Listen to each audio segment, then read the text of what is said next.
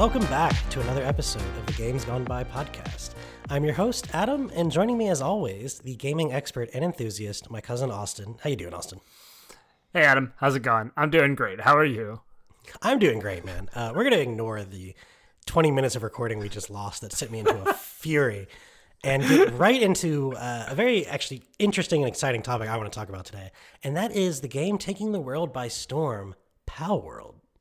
Yeah, man. I've been having a ton of fun with this. We've been playing it with our friend Connor, and it's just been a really great time.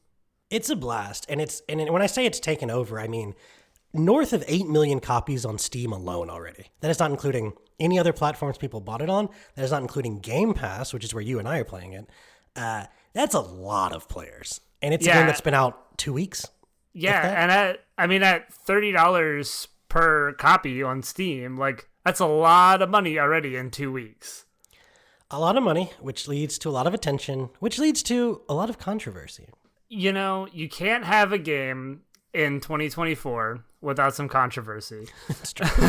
And, this one is definitely centered around the copyright issues that are coming with Palworld that allege that it's just a straight up ripoff of Pokemon. And when you look at some of the designs of these creatures and even a lot of the game mechanics, it does feel very, very similar. Nintendo has actually put out a statement recently that they're looking into games using the Pokemon IP, kind of alleging that they're looking at Palworld for some copyright stuff. How do you feel about all this, Adam? Nintendo's pretty sue happy, and this game wasn't exactly developed in secret, so I kind of feel like they would have moved on this already. But you never know. They could be waiting just to see how all this shakes out, seeing how much money it makes. There have been some wild accusations, including like the creators used AI to combine other creatures together. None of this is founded, but there are a lot of similarities visually, even if nothing is identically copied. You know, it's you can tell these guys played Pokemon a few times. Yeah, it definitely feels like a company that said, we're going to make Pokemon, but we're going to do it better. And in a lot of ways, they kind of have. So I understand why Nintendo might feel threatened by this. I don't think they really have much of a case here. I think at worst, it would be like, here's a small settlement from the Palworld developers. Or like you may have to redesign a couple of these monsters because they do look shockingly close sometimes. But I don't think there's a lot for them to go on here. And the game is just so good. Maybe not so good, but it has been a lot of fun that I think they're just going to end up like settling out on this one. You know, it'd be one thing if it was just, oh, there's some creatures you capture. But there's all these little things that almost make me wonder if they were like, yeah, we're going to do we're going to go as close to the line as possible. Like, you capture them with these little balls that they're called Pal Spheres. They're Pokeballs. When you capture them, they even like twitch 3 times before the Pokemon is captured. There's a little sound effect that goes with it. Like it's this whole thing. It really does feel like just Pokemon, you know, but with survival mechanics mixed in, which is kind of the twist on Pokemon that they're doing. You know, with all the survival mechanics, kind of the standard mechanics like Valheim or any of these other survival games that have come out where you like build your bases and set up structures and like cook food and all these things, but with a Pokemon twist. Yeah, it's hard to say. Is this a co-op survival game with a Pokemon twist, or is this a Pokemon game with a co-op survival twist? It's really both. Like, why not both? Yeah. And, you know, it does lean into the battling and capturing a lot, obviously. It's not such like Valheim or in Shrouded is a new one that came out where the building is like really intricate and you get all these little parts and stuff. This gives you pretty standard like walls and stairs because most of it is like you're going down the tech tree, you're building new machines and new resource nodes almost, like a farm for trees and a little mining thing, wheat, berries, etc. And you're getting all your Pokemon to do that. And it's really all based around like capturing the Pokemon to do chores at your base than it is like building castles and whatnot. Right. It definitely centers more around the Pokemon elements, I feel, or at least that's the parts that I most gravitated towards. I've really enjoyed going out and like exploring the world, catching a Pokemon.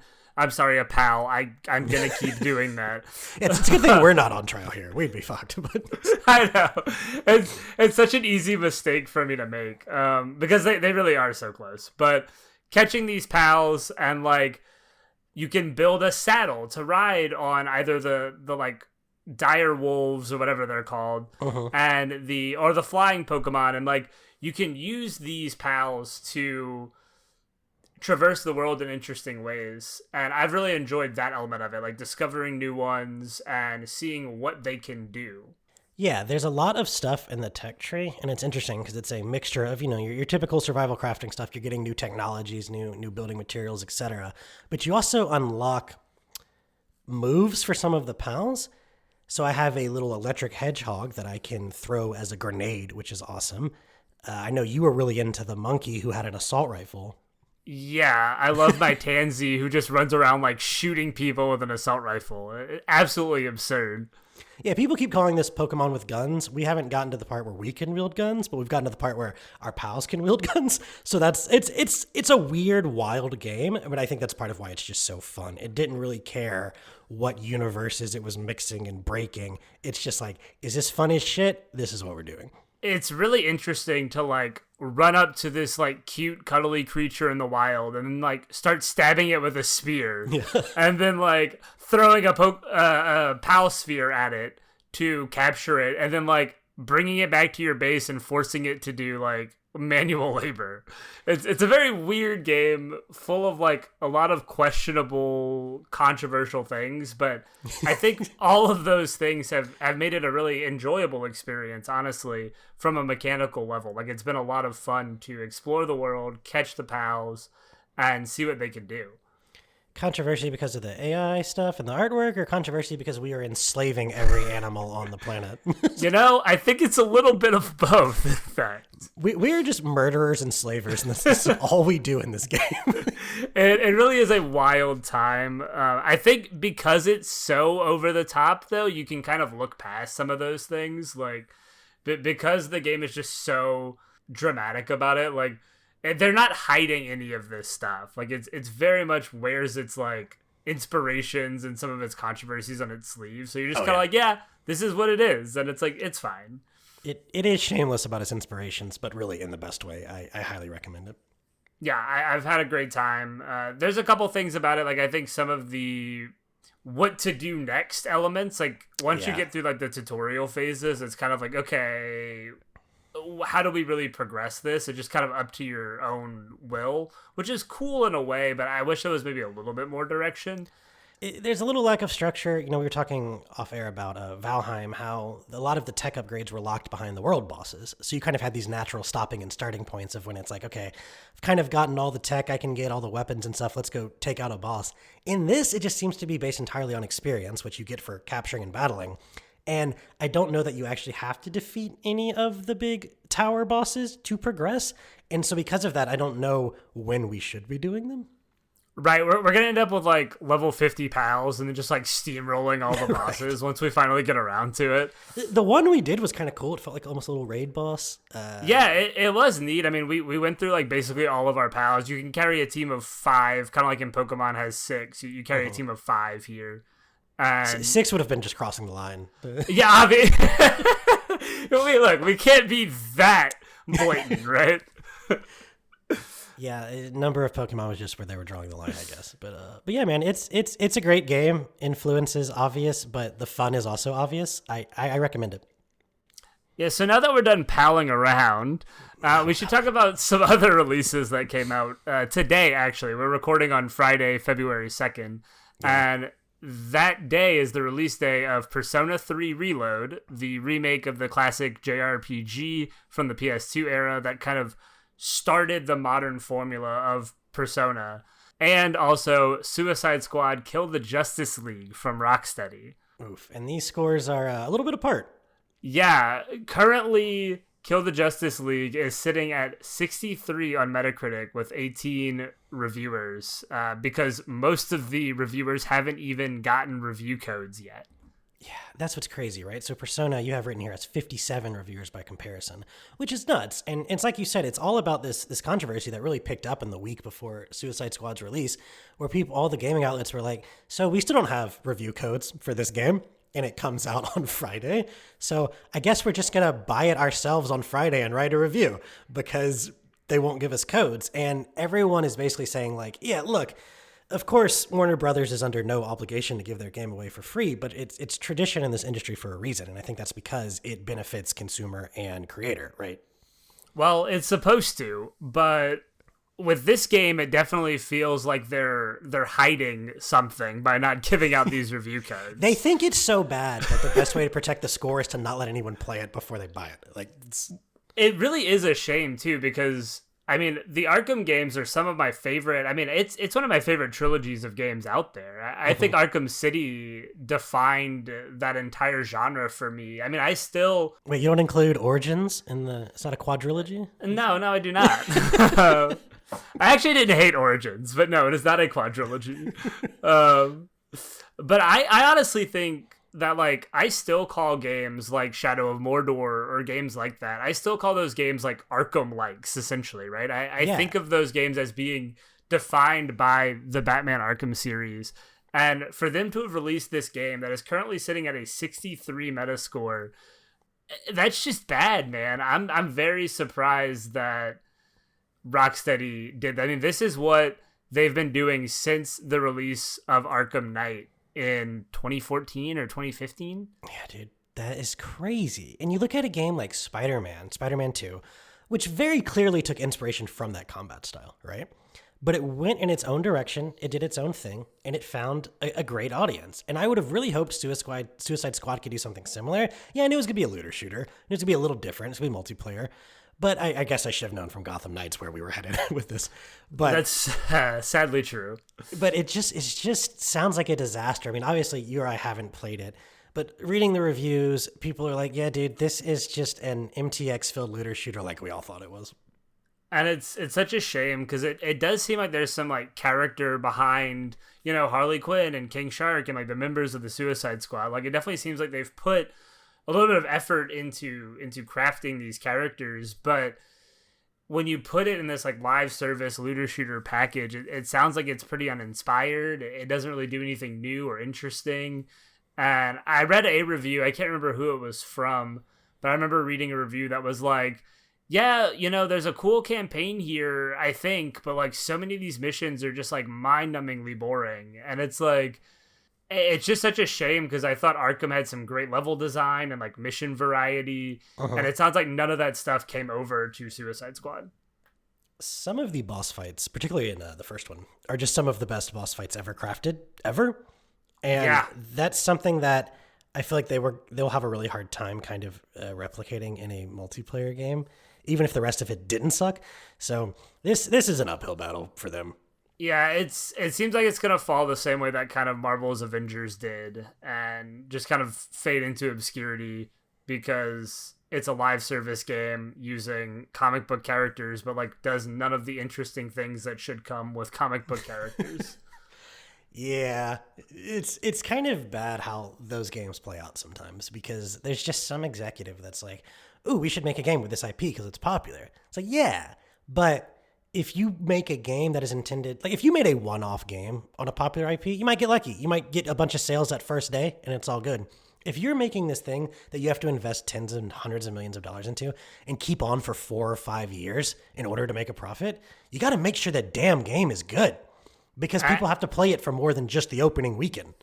And it really feels like Suicide Squad is not going to be that game. I wish it the best, right? I mean, it could turn around over the course of the year and into next year, but this is definitely one that I'm waiting for a big sale on. And you know, who knows? Maybe their tactic is going to work out in the sense that all of this could have been even worse if they did let people get their hands on it. But it's just so uncommon. You know, there's an IGN employee, Destin Leggery. Sorry, Destin, not sure how to pronounce that. But he was tweeting out like, dude, I once gave a Bungie game a 5 in a preview, and they still sent me a review code when the game came out. Like, most companies are just not this petty about it, or scared, whatever one this is.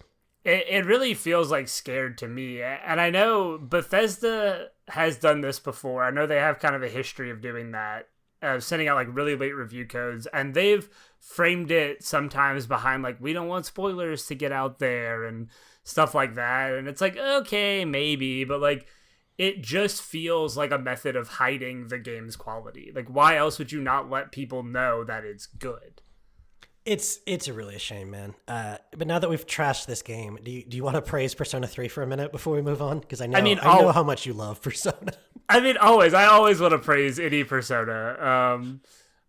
Persona 3 Reload is currently sitting at an 89 Metacritic score with its 57 reviews. Is that better than the original release? I actually don't know. I did not look it up. Do we have like a Taylor's version pattern going on here? where all the re-releases are smashing the original ones out of the water? There is a couple of controversial things with the re-release. It doesn't include the like alternative female character option, like female main character option that Persona 3 Portable did. And it also doesn't include the epilogue that was released with Persona 3 FES, which was kind of like a director's cut almost of Persona 3 that was released back on the PS2, like shortly after the original came out. And there was an epilogue called The Answer that is just not in here at all. There have been some leaks that say that it's being positioned as like a DLC, but that's kind of scummy in its own way. Like selling the thing that probably should have been included in like the complete package game anyway. That does suck. I'll be the first one to say, dude, just start charging me $80 for games. I can handle it, but just give me the game. Like, stop all this other crap. I know you got to increase prices, inflation, blah, blah. I'll buy a more expensive game. Stop leaving shit out of it. Like, that's the deal I will make with you in the industry. Right, like, just give me the full game. Yeah, it's tough, man. Especially because in a re-release like this, it's usually the opposite, right? It's like all the DLC, all the extra stuff gets put in. So that they rebooted this and it doesn't have that is really weird. And you would really think this is the perfect opportunity to do that because Persona 3 has been spread across, like, Persona 3 and Persona 3 FES both came out on PS2, and then Persona 3 Portable, hence the name Portable, came out on the PSP.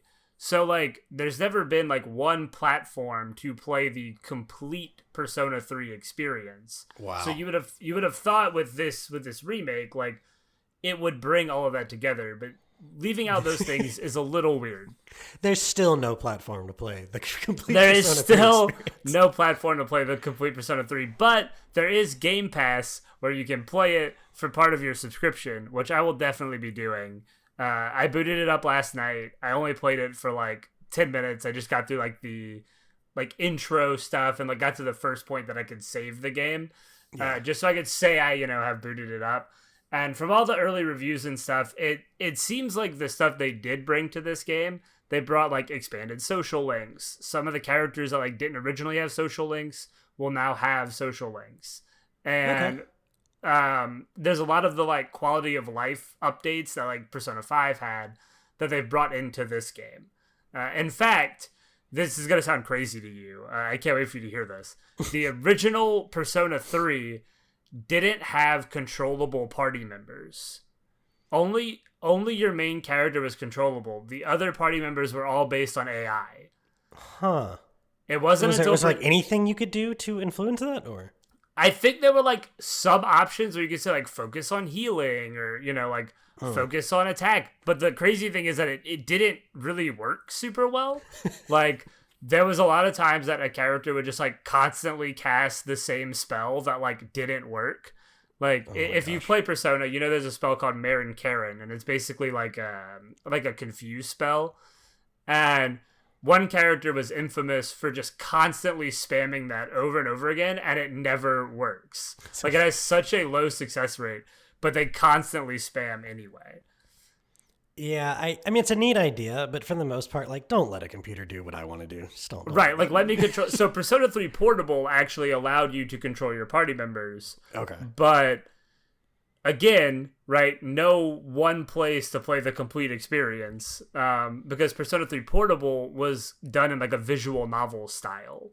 Like, it was, like, you couldn't roam around the open world. Like, it was like you could go screen to screen and do it almost like visual novel style, which was really interesting, and like it made sense on the lower power of the PSP. Right. But it removed an entire like element of roaming around the city and like going find people. You would just like find them on the static screen.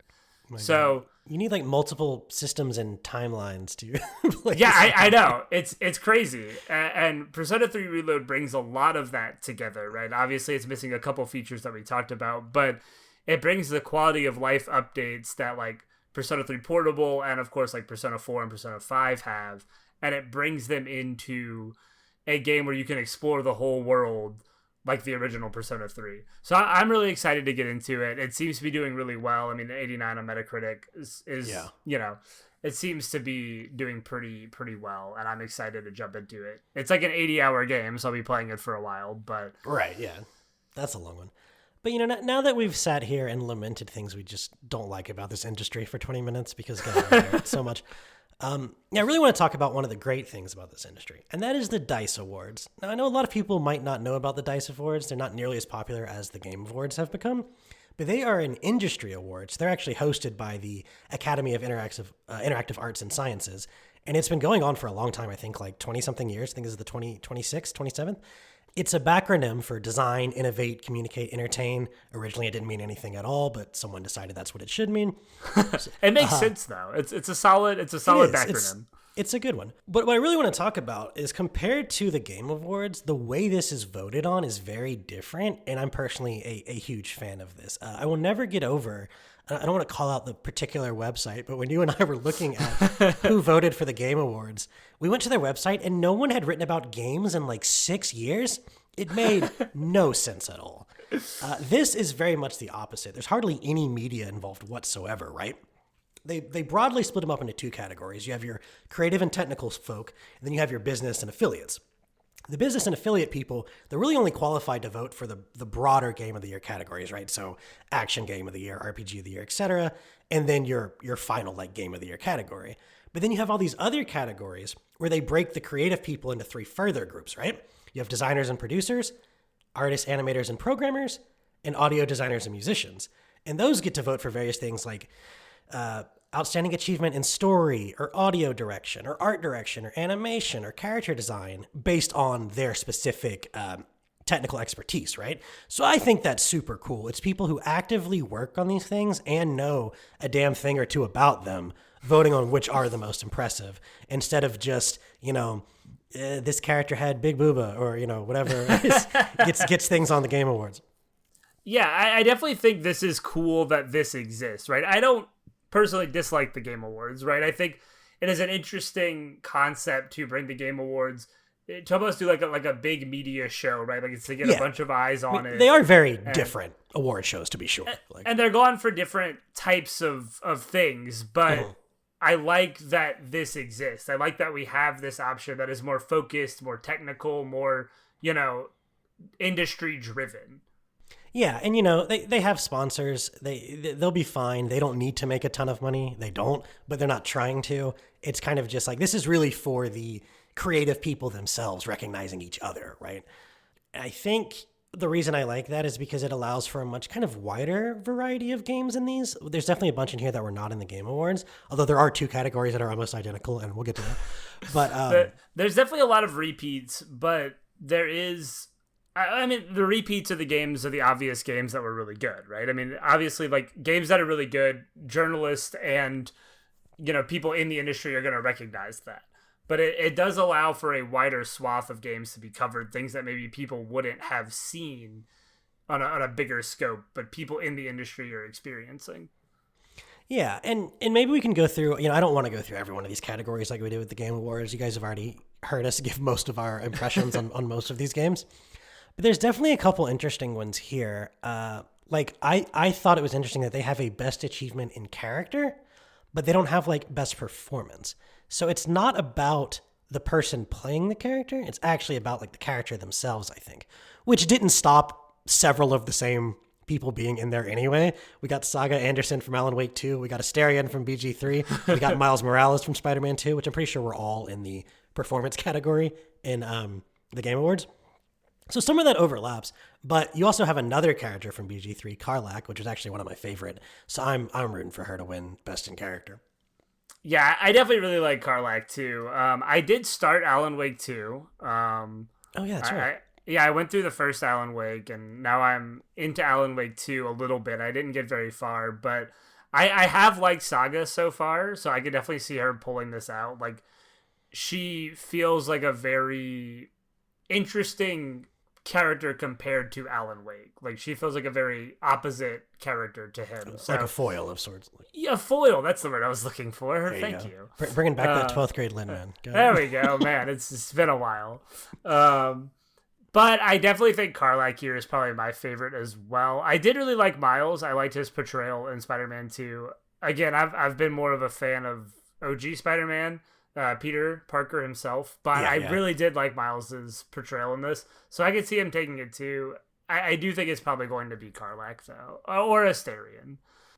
And there's really a lot of interesting, maybe admissions in some of these categories, at least compared to the Game Awards, right? In original music composition, FF16 won that in the Game Awards, and there's not even a nominee in D.I.C.E. Which is just an egregious assault to my taste. Especially when I see like Diablo 4 on here, I'm like, okay. Yeah. Do the industry insiders really know more than us? But even like Spider-Man 2 or Jedi Survivor, games that I think have like fine music, I don't see them particularly standing out or doing anything interesting. I mean, Spider-Man 2 just sounds like every MCU score since 2013. Right. Which, like, again, not necessarily a bad thing, but it doesn't seem like an astounding achievement in music composition to me. Another one I found interesting by comparison was the strategy and simulation. The ones for the Game Awards, I know Pikmin 4 won. I'm trying to remember the other nominations, but I just remember thinking these games have nothing in common. Fire Emblem was in there too, I think. Okay, Fire Emblem, yeah. It just really felt like kind of a almost Island of Misfit Toys category, like whatever's left over. Whereas for the D.I.C.E. Awards, like all 5 of these are actually just really strong indie strategy games, and I've actually played most of these.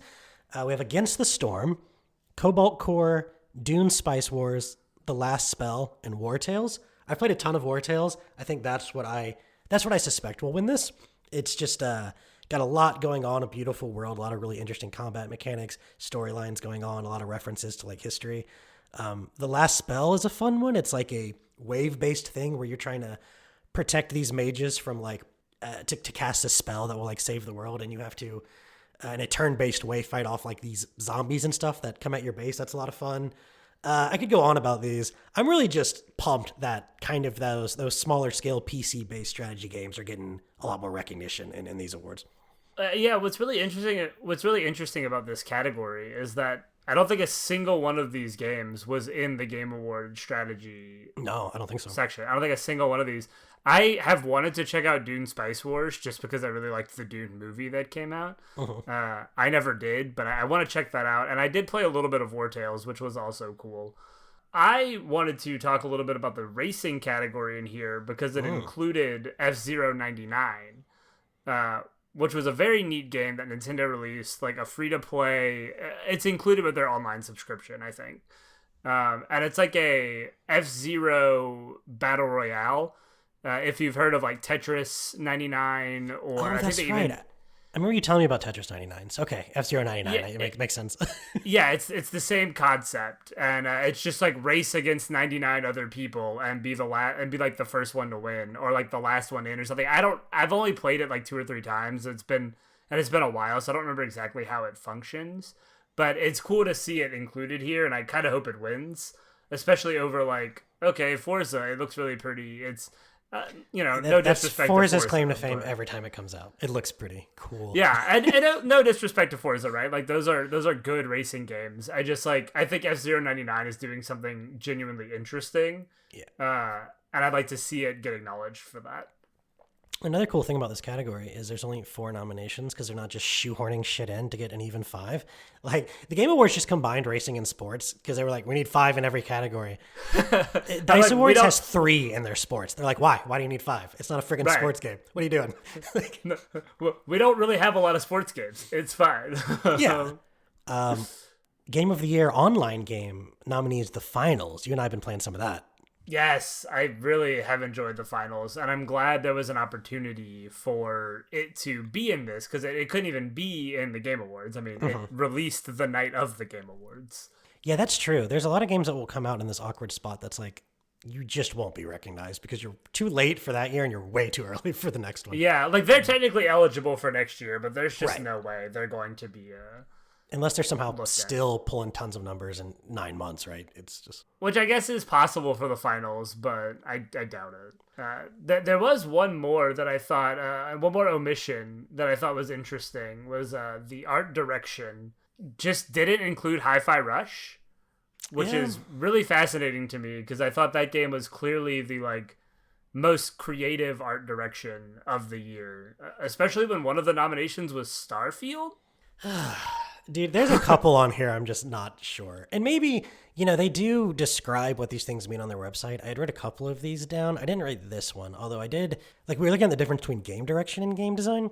And basically, like, direction was praising the creative directors and game directors, and the design was praising the lead designers and design directors. So it's really about, like, management and execution versus, like, design mechanics. But the funny thing is these two categories basically end up being the same games anyway, though. Yeah, we'll get to that in a second. I really just wanted to tie it into, like, so I would assume art direction maybe has to do with that management. So I can see something like Alan Wake 2. I can see something like Starfield just because of its scope. But, like, I don't know that Survivor, Hogwarts Legacy, or Starfield had, like, an art style that, to me, just made me think about the visual merits of those games, like, at all. Like, yes, of course they looked good. Most AAA games look at least good. Exactly. Like, Hi-Fi Rush didn't just look good; it looked different. It was doing like modern cell shading. I mean, it was. I love it. right? Yeah, I thought it was really cool, and I mean, Alan Wake won this category in the Game Awards, and I think out of these nominations, it seems like the shoe-in to win here as well. Yeah, you're probably right about that. And to touch on what you were saying a second ago, they have an outstanding achievement in game design and then game direction. These are the same games across the board except for one, right? So it's Baldur's Gate 3, Cocoon, Super Mario Bros. Wonder, Tears of the Kingdom. And then for game design, we have Dave the Diver. And for direction, we have Spider-Man 2. But the other 4 games are the exact same across these lists, which brings up the point you were trying to make. What is the distinction exactly if we get the same damn nominees? Right. It's I don't really know. I guess I can imagine like Baldur's Gate 3 taking game design, and then maybe like Tears of the Kingdom taking game direction.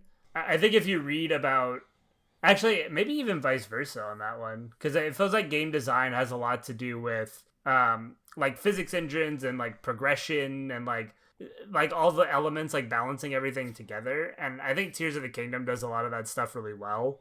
Yeah, in my opinion. And Baldur's Gate 3 definitely felt like it had a really clear direction, like this ambitious, grand scale RPG with like 150 different endings and all these characters and different things that you can do. Like, I could maybe see Tears of the Kingdom taking design and Baldur's Gate taking direction. How do you feel? I would say I'd probably agree with that. It's one of those things where, the way these awards work, who they're for, which is, not us, these probably mean a lot more to those people. Like, it could be the case that all 4 of these games are actually amazing in game design and direction, and they belong to be in both of these categories. I don't think we're really ever going to have a feel for why these are picked, but that's okay, because this award show is for the people doing the work. So...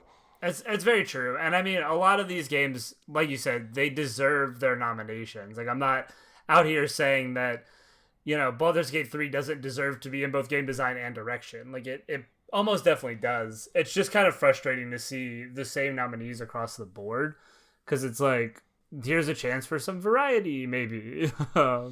In some things, I'm just not going to know why they're nominated. Like, outstanding technical achievement, Hogwarts Legacy.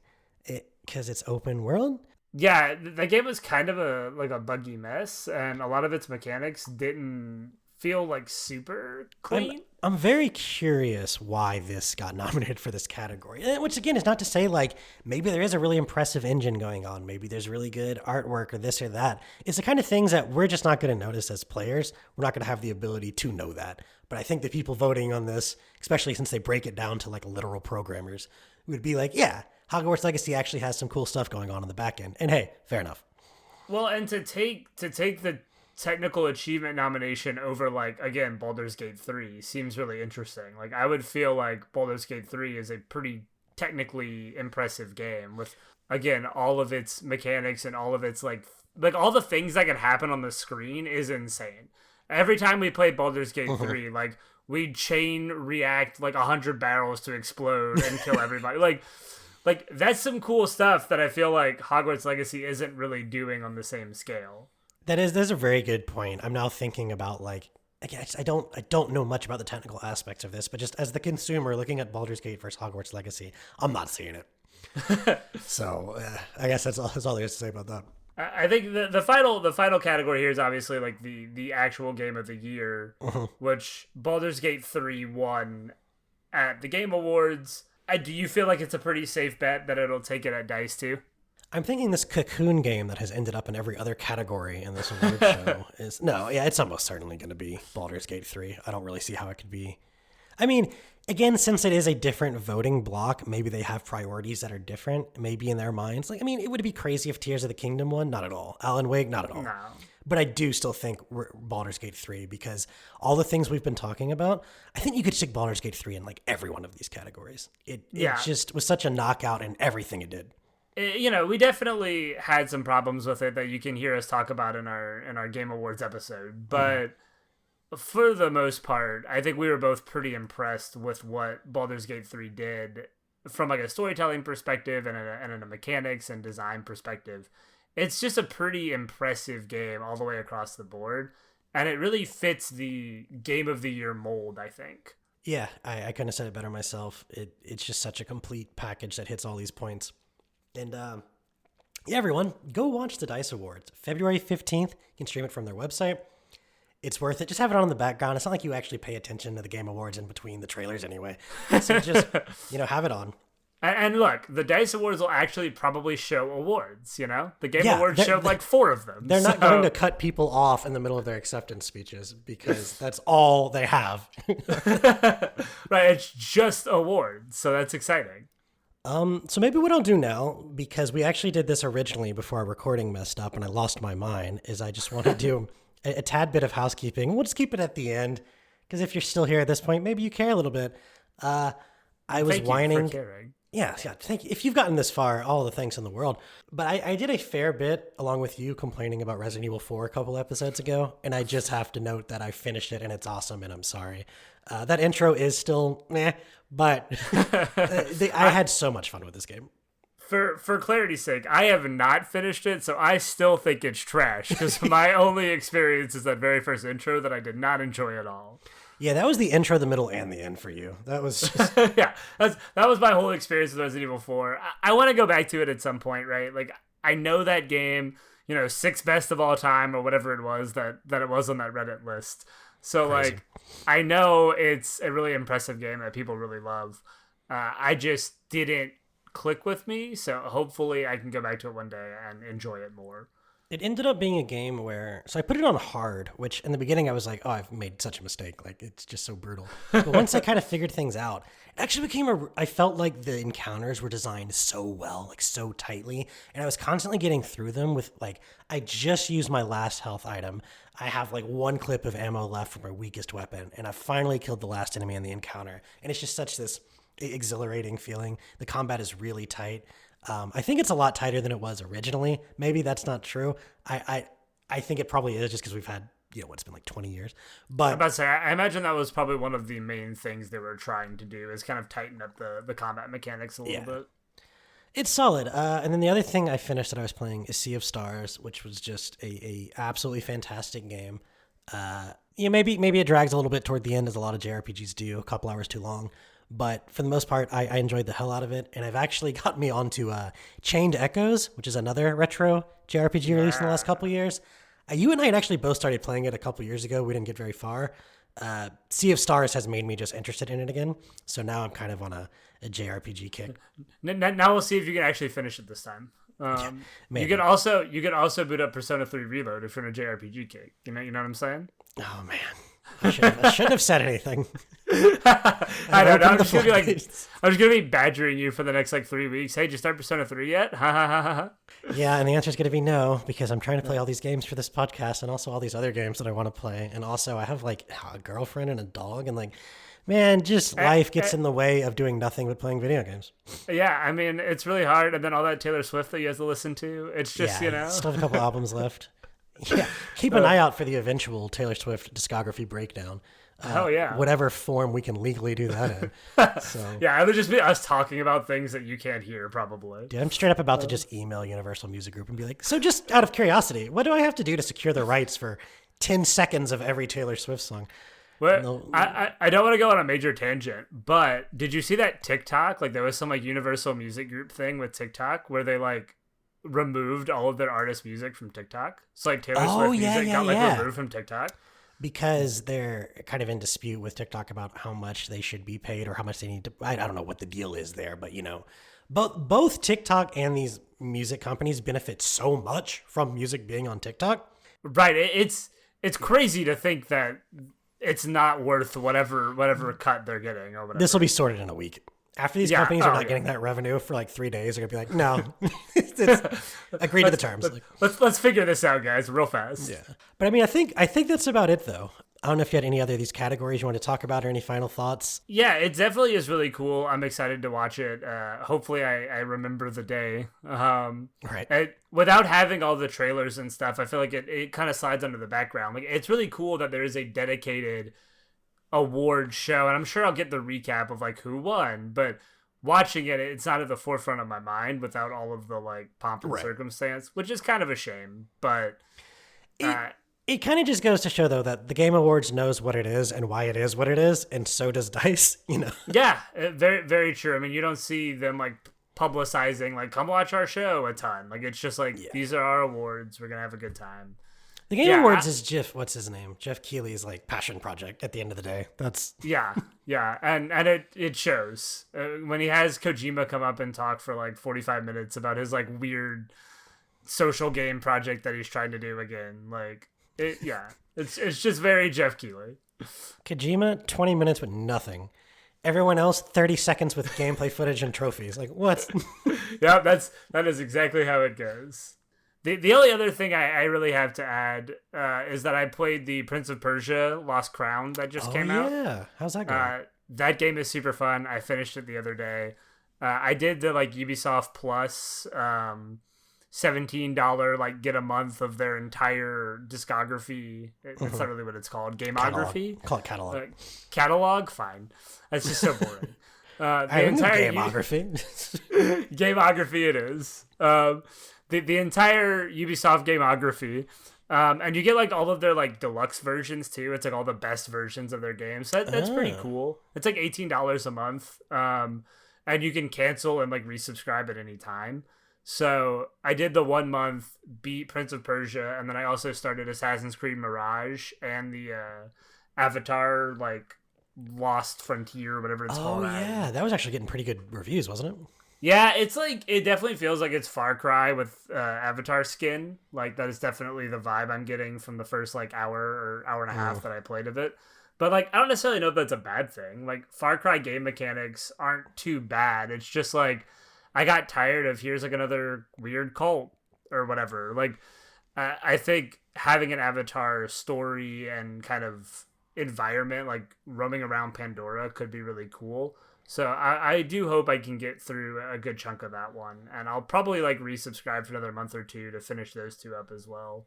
Does make you a little concerned about that Star Wars game they're working on, because you know it's going to be open world, and I don't want to say it can't be interesting, but it seems that every single company that does open world now has just like gotten stun locked on the fucking towers, and it's just. Yeah, it really is probably just going to be like Far Cry with Star Wars skin, but you know, here's to hoping it's not. Like it is Massive Entertainment, I think, working on it, and they have a different, like a bit of a different take on a lot of their games. So it'll be interesting to see if they do something different with that.